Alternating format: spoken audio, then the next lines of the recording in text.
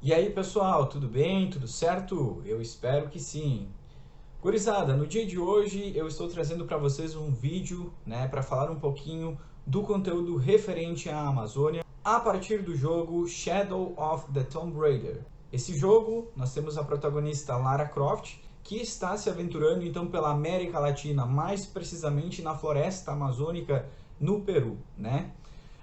Eu vou aproveitar o jogo para falar, obviamente, da floresta amazônica, da parte do Brasil, né, de todas as características, das principais características, dos problemas, enfim, uma série de coisas, certo? Eu espero que vocês aproveitem o vídeo. Bora lá! Muito bem, pessoal. Então, como eu comentei antes para vocês, hoje nós vamos falar um pouquinho sobre a floresta amazônica, suas características, principalmente a partir do jogo Shadow of the Tomb Raider, né? Um jogo super bacana e que tem algumas características que a gente pode abordar porque ele se passa justamente nos cenários correspondentes à floresta amazônica, embora não seja no Brasil, seja lá no Peru, vai ter alguns elementos que a gente vai poder comparar com o nosso país, enfim, e que o Pro vai mencionar aí na sequência para vocês, beleza? Então, os personagens do jogo eles estavam sendo direcionados para essa região do Peru, porém eles foram atingidos por uma tempestade no meio desse caminho, né, enquanto eles sobrevoavam a floresta amazônica. E aí a gente já pode abordar o primeiro elemento, né, referente a essa floresta. É uma floresta que, por ter proximidades com a linha do Equador, ela pode ser considerada tanto tropical quanto equatorial. Então, nas áreas mais próximas do Equador, ela vai ser uma floresta equatorial, como essa que a gente está vendo aqui, né? Uma floresta super densa, com uma grande variedade de espécies, com vários portes, né? Desde portes mais altos, como essas árvores gigantescas que a gente está vendo aqui, né, que podem atingir até mais de 50, 60 metros de altura. Se a gente for comparar com prédios, isso poderia ser um prédio de 20 andares. Então, eu vou comentar um pouquinho melhor sobre essas características na sequência, mas uma delas a gente já pode ver aqui. Perfeito. Já que estamos falando de floresta amazônica, essa floresta onde nós estamos aqui, ela é considerada a maior floresta tropical do mundo. Lembrem, pessoal, que a gente pode considerar ela tanto tropical quanto equatorial, depende da área que a gente está falando. Mas qual que é a diferença da floresta equatorial para a floresta tropical? Bom, a floresta equatorial, como eu falei para vocês, ela vai ter características quentes, né, por estar próxima da linha do Equador, então altas temperaturas. Ao mesmo tempo, ela vai ser uma floresta úmida, como é o que nós estamos vendo aqui. Não só isso, mas ela conta também com uma grande quantidade de chuva anual. Então, por isso que ela tem características quentes e úmidas. Inclusive, o regime de chuva tem relação com as temperaturas. Afinal de contas, um clima quente ele faz com que evapore mais água da superfície terrestre e com isso tenha, né, uma grande quantidade de chuvas. Então, resumindo, a floresta equatorial ela é quente, úmida e com uma grande variedade de espécies, como a gente está vendo aqui.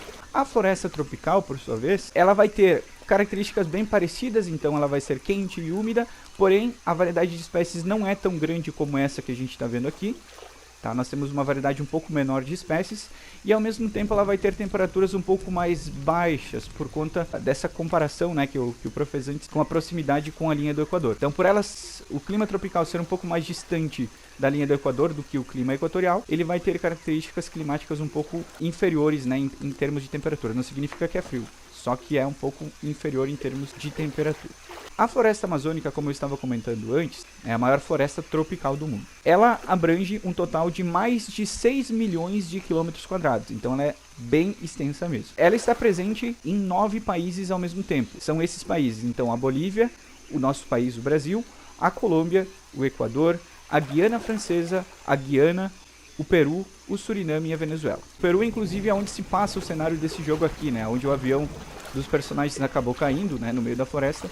E, então, em uma região peruana. 65% da floresta amazônica está dentro do território brasileiro. Então, de todos esses países que eu mencionei antes, o Brasil ele detém a maior parte do território amazônico. A gente chama esse território pertencente ao Brasil, a floresta amazônica, de Amazônia Legal. Enquanto o resto, por exemplo, essa que nós estamos aqui no meio do Peru, ela seria a Amazônia Internacional. É como nós chamamos aqui no Brasil essa parte da floresta que corresponde aos outros países que não o Brasil. No Brasil, ela é chamada de Amazônia Legal justamente porque a gente precisa de uma política mais específica, né, com as nossas legislações, com as nossas leis atuando dentro dessa floresta. Então, por isso que a gente chama de Amazônia Legal. Essa floresta amazônica, ela possui as seguintes características que são bem típicas dela. Primeiro, ela vai ser uma floresta latifoliada. É a característica que apresenta então uma vegetação com folhas largas e grandes, como a gente está vendo aqui, ó, folhas bem largas, né, nas plantas e bem grandes. Além disso, pessoal, a gente pode dizer que a floresta amazônica, ela é uma floresta higrófila. Por quê? Porque ela se adapta a uma grande quantidade de umidade. Então essas plantas que a gente vê na floresta amazônica, elas têm essa característica de serem resistentes, né, e de precisarem de uma maior quantidade de água. Então elas se adaptam muito bem a essa grande quantidade de água que nós temos nessa região. Além disso, além de ser higrófila, ela pode ser chamada de hidrófila também. Essa é uma outra característica, são características diferentes. A higrófila, como o Pro acabou de falar, elas se adaptam melhor à umidade. Agora, a parte hidrófila da floresta são as espécies que vivem exclusivamente no ambiente aquático, como por exemplo a Vitória régia, né, que é uma planta típica deste bioma, né, dessa floresta. Além dessas características mencionadas anteriormente, uma outra característica é que ela é uma floresta perenifolia. O que significa isso? Neste caso, as plantas, elas mantêm as suas folhas, a sua folhagem ao longo de todo o ano. Então, como a gente não tem mudanças de estação, e é uma estação, basicamente o verão, o ano inteiro, tem uma grande quantidade de água, essas plantas que a gente vê aqui, elas não trocam as suas folhas, elas mantêm a sua folha ao longo de todo o ano. Além disso, ela é uma floresta heterogênea. Ela tem uma grande variedade de espécies, como a gente está vendo aqui. Plantas de diversos portes, pequeno, médio e grande, plantas diversas, né? Então, essa característica torna ela uma vegetação heterogênea. Eu tinha mencionado antes para você que ela é uma floresta latifoliada. Percebam as plantas aqui, além daquelas que a gente tinha visto antes, as folhas, as características da folhagem são largas e grandes, né, como a gente está vendo aqui. Nós temos uma outra característica, que ela é uma floresta densa. Como a gente está vendo aqui a Lara no meio da floresta, percebam que ela tem, como eu disse, vários portes de folhagem, de plantas. As pequenas, essas arbustivas que a gente está vendo aqui próximas à Lara, essa vegetação média, que a gente está vendo aqui com essas espécies aqui na frente, e essa floresta mais alta, né, essas espécies um pouco mais altas, que correspondem então à parte que chega ali a 50, 60 metros. Então, essa cobertura das árvores mais altas, ela é bastante folhada. Isso acaba impedindo então a penetração de raios solares nesse tipo de floresta, nesse tipo de bioma. O que acontece? A gente vai ter então essa característica na parte mais baixa da floresta. Ela vai ser mais úmida e mais sombria, como nós estamos vendo aqui. Por conta de nós termos uma grande variedade de espécies, não só de variedade, mas de quantidade de plantas, essa floresta ela vai, a partir da fotossíntese, absorver uma grande quantidade de carbono. Isso acaba regulando o clima, né, e contribuindo para o nosso ecossistema. Uma outra coisa que nós podemos falar, pessoal, eu mencionei antes para vocês que essa floresta ela é bastante úmida e quente. Isso vai contribuir para uma evapotranspiração, que é a evaporação da água a partir das plantas. Essa evaporação, nesse caso, por nós termos uma grande quantidade de espécies, uma grande quantidade de plantas na floresta amazônica, ela vai contribuir para o ciclo hidrológico, ela vai contribuir para a evaporação da água, e a partir disso, uma geração de uma grande quantidade de umidade para as nuvens. Isso contribui para uma grande parte das chuvas que acontecem no continente americano. É a partir dessa floresta que é gerada a massa equatorial continental, que é uma massa de ar quente e úmida. E por conta disso, então, ela vai contribuir para os regimes de chuva que acontecem aqui na América do Sul. Essas massas de ar, elas levam consigo uma grande quantidade de água, tanto que elas são chamadas de rios voadores. Essa quantidade de água, vejam bem pessoal, ela é tão grande que ela pode ser semelhante, a gente pode comparar ela com a vazão do rio Amazonas. Então vejam, ali a gente tem uma quantidade de 200 mil metros cúbicos de água por segundo. Essa é a vazão do rio Amazonas. Então é basicamente a mesma quantidade de água que a gente pode encontrar a partir da evaporação que essa floresta amazônica contribui. Bom, pessoal, como nós estamos falando da floresta amazônica do Peru, a gente tem que levar em conta também o relevo. Neste caso, nessa parte peruana da floresta, a gente vai ter as cordilheiras, né, um relevo um pouco mais elevado. Enquanto que no Brasil, a gente vai ter a planície amazônica. É uma região muito mais plana, né, sem grandes elevações no relevo, que podem ser comparadas com essa daqui que a gente está vendo. Uma coisa que eu quero atentar, pessoal, e mostrar para vocês,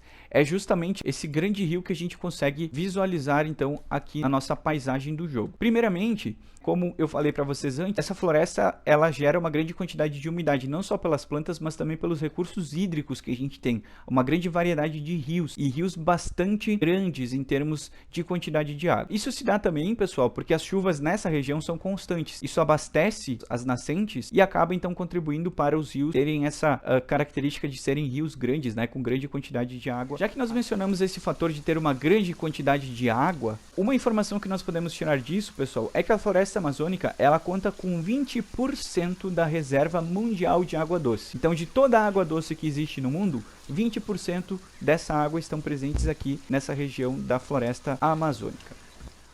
Um outro detalhe, uma outra característica que eu queria demonstrar para vocês, pessoal, eu até pausei o jogo aqui para entrar no modo fotografia.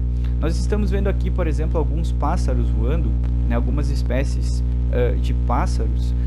Além da grande variedade de espécies vegetais, a fauna dessa região amazônica é também bastante rica. Então a gente vai ter uma grande variedade de espécies. Ao todo, nós temos 20% das espécies do mundo presentes aqui nessa floresta amazônica, tanto de espécies vegetais quanto as espécies animais.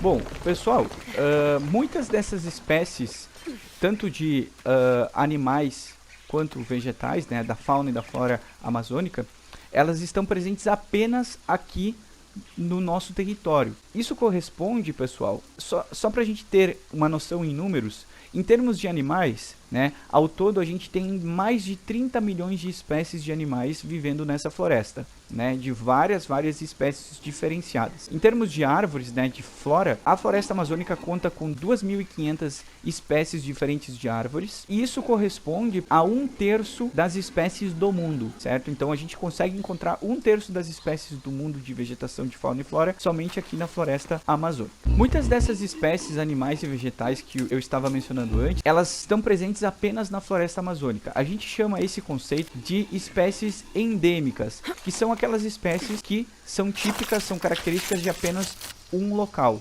né? Então, de um território geograficamente estabelecido. Algumas dessas espécies eu vou deixar na sequência para vocês verem.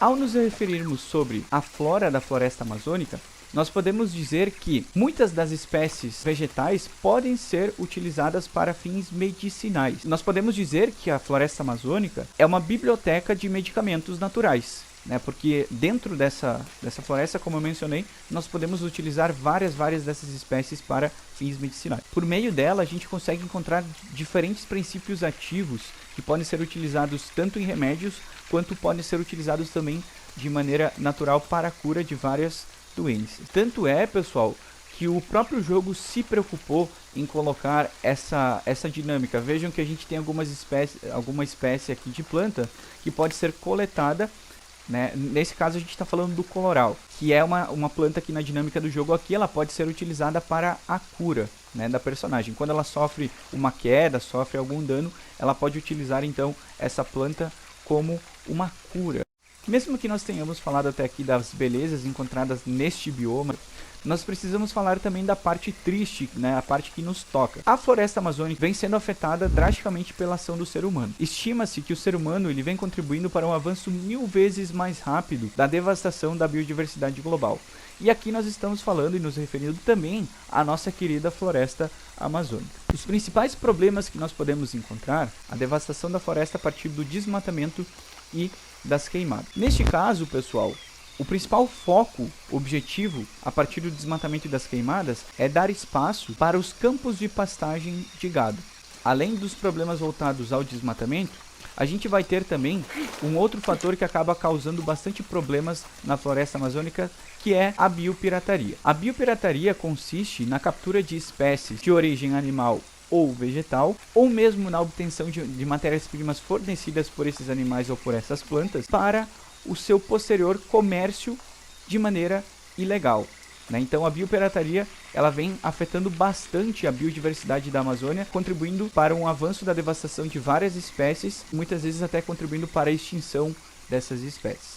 Bom pessoal, então é isso, espero que vocês tenham gostado do vídeo, eu espero que ele tenha sido esclarecedor para vocês, que tenha contribuído para os seus conhecimentos.